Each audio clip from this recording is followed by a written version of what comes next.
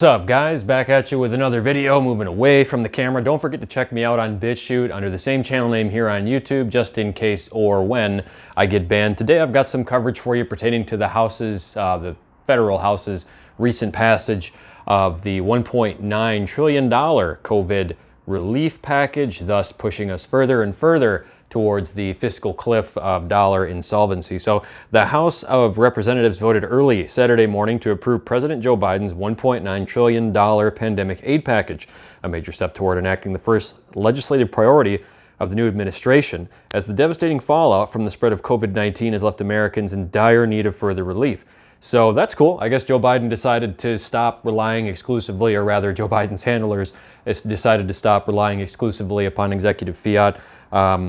Not sure off the top of my head, but I think he might have done more executive orders in his first month or two of office than any other president prior. So it's good to see him having a little bit of respect for the way governance in America is supposed to work. And one thing I want to point out in this paragraph here is that the devastating fallout is not from the spread of COVID-19. The devastating fallout is from the hellacious overreach that we've seen from governments all over the world, especially in states like Michigan and other Democrat strongholds like California and the entirety of the East Coast. That is what destroyed the U.S. economy. Trump had it in a great position, so I keep seeing this in the news over and over and over again, where they're sitting here, the fall of the pandemic, the results of the pandemic. None of what's happened to us is a result of that pandemic, okay? We didn't even see in states like Florida and South Dakota the supposed overwhelming of hospital beds that they were talking about when it was, 14 days to flatten the curve, which has become a fucking year now, well over for a lot of places. So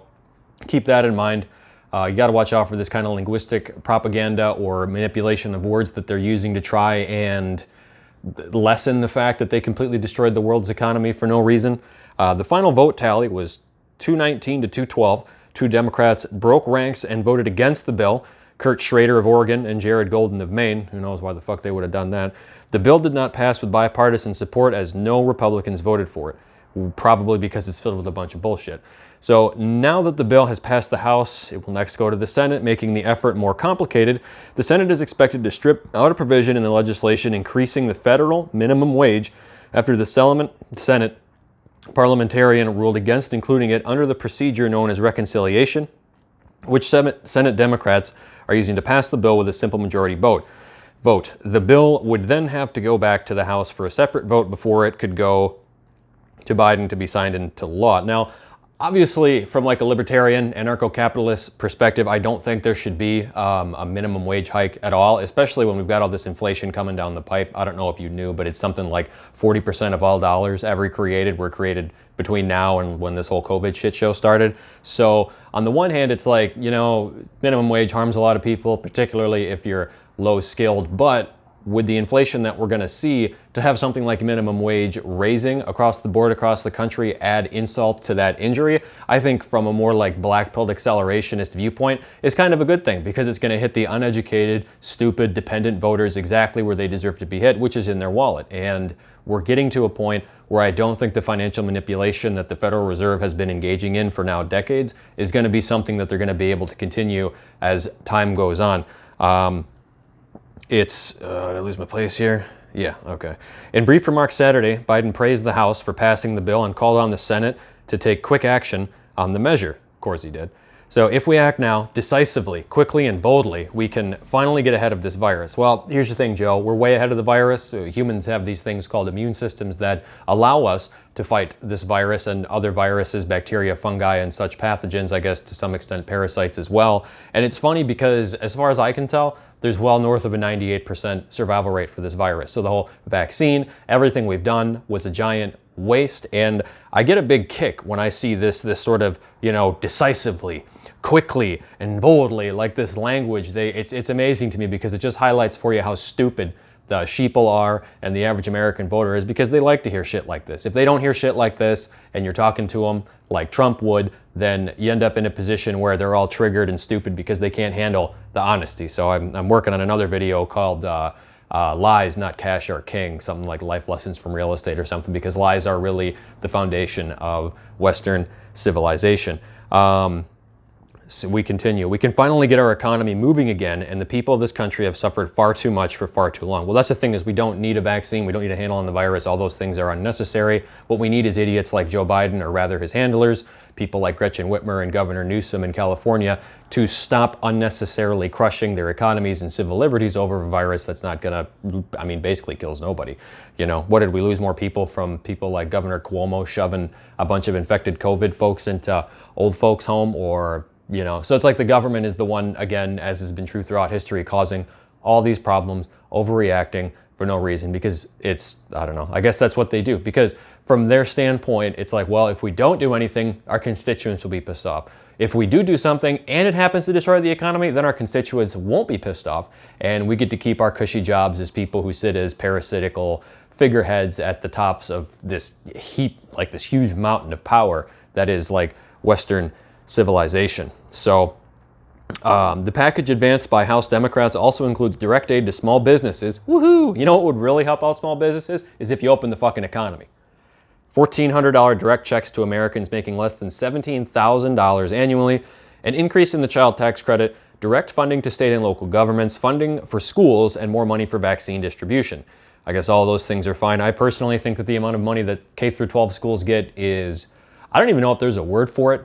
Honestly, I'd like to say obscene, but it's like when you're an institution that has children for 13 years and they come out of that totally fucking worthless to the point where most of them can't even function at a minimum wage job. It's like, do you really need more money? Like here, I mean, I know I rent, but I'm still paying property taxes because that's factored in to the rent. So I'm contributing to this giant shit show through my rent. And it's like, what am I going to get out of that? If I ever manage to have kids someday, you think I'm going to send them to fucking public school? What are you, nuts? So it's just like, with the schools, I mean, vaccine distribution, cool, I guess. It's completely unnecessary, like I said earlier. So maybe the idiots that are addicted to, you know, the mainstream media will appreciate something like that. But it has been expected to pass on a party line vote as House Republicans urge their members to vote against the package and work to limit defections. Yeah, I'd love to say, hey, the Republicans are going to come in and save us from this stupid bill, but they're not. We call them conservatives for a reason. The entirety of the GOP is trash, and it wasn't even a year ago yet that they arguably colluded to fuck Trump out of office, and here we are now, back in Syria, checks taken forever. You know, those poor brown people in Syria, they got their bombs a lot faster than we got our checks. So it's like my running joke, oh, we can't afford it, whatever it is, the social spending, just take a little bit of money out of the bombs for brown people fund, right? So as a matter of practice, I don't get involved in the rules of the United States Senate, Pelosi said. Really? It's like everybody, it's like they know everybody out there has a fucking, the memory of a goldfish, right? But as a matter of values, I can just say we will not rest until we pass the $15 minimum wage. If it doesn't prevail because the Senate rules, we will persist, but we will not stop until we very soon pass the $15 minimum wage, which, you know, is stupid because not only, I mean, there's a lot of people who make 15 bucks an hour and they had to work to get to that point. So you're screwing them over. You are radically increasing issues with inflation. And it's just not like, if you want to make more money, all you have to do is provide more value, which is not horribly complicated. It takes effort and a little bit of thinking, which is the problem with, I'd say, well over 50% of the American population, is that they're just not willing to lift the fucking finger to do so much as go up a rung in socioeconomic status. It's like all the poor people, well, not all of them, but a lot of them that I know, you know, they literally expect a middle-class lifestyle handed to them on a silver platter. And my classic example is I live next door to a single mom.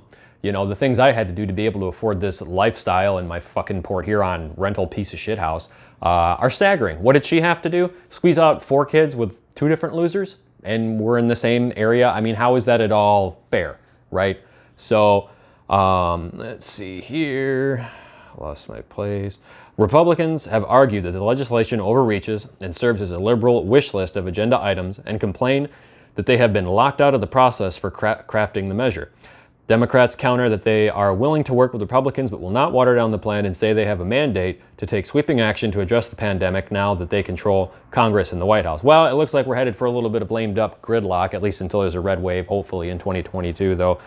With the sort of election shenanigans we saw go on in 2020, it wouldn't surprise me if there's never a Republican president again. House Speaker Nancy Pelosi had a narrow margin to pass the bill, but many members across the ideological spectrum did not have an appetite to torpedo this administration's first major piece of legislation. Golden said in a statement Saturday that he voted against the bill because he won't support trillions more in funding that is poorly targeted or, in many cases, not necessarily at this moment in time.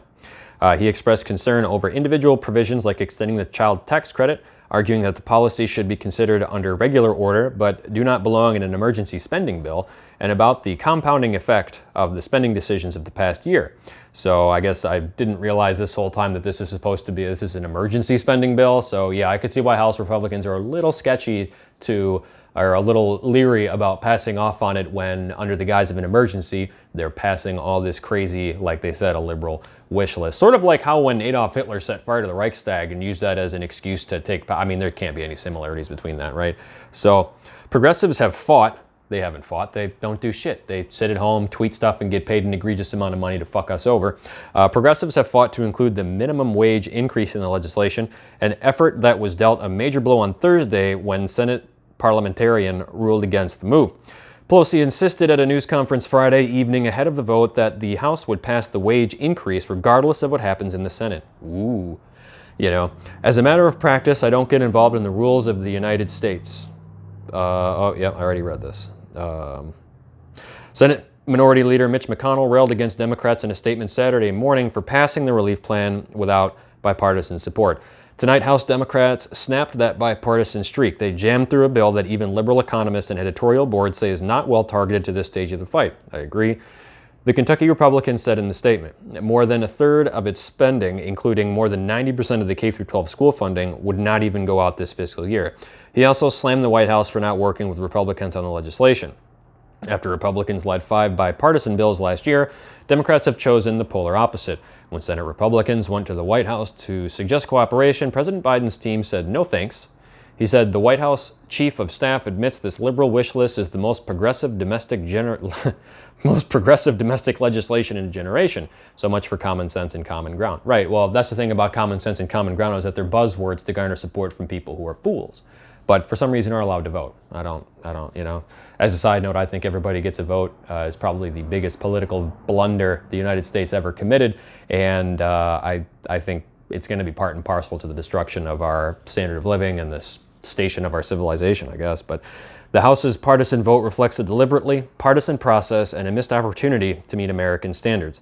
Republicans had made a last-ditch attempt to deter Biden from going it alone with just Democratic support for the $1.9 trillion relief bill, and instead continue to work on a bipartisan deal.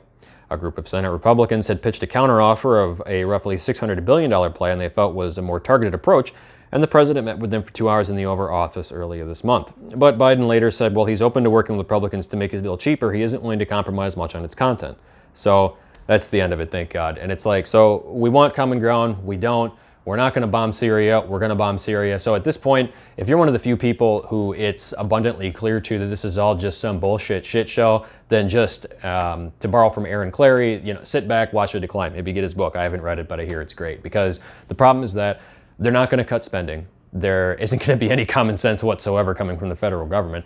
And eventually, inflation is going to take such a bite out of most people's standard of living that, you know, if you're one of the few people that are prepared, this is a fantastic opportunity to come up or improve your socioeconomic standing. But, you know, with 4 more years of this, and who knows what's going to happen in 2022, we're looking at all sorts of liberal, progressive bullshit that involves all sorts of egregious spending. So thanks for watching, guys. Again, if you got something you'd like me to cover or something you'd like me to talk about, just let me know in the comments. And as always, thank you for watching.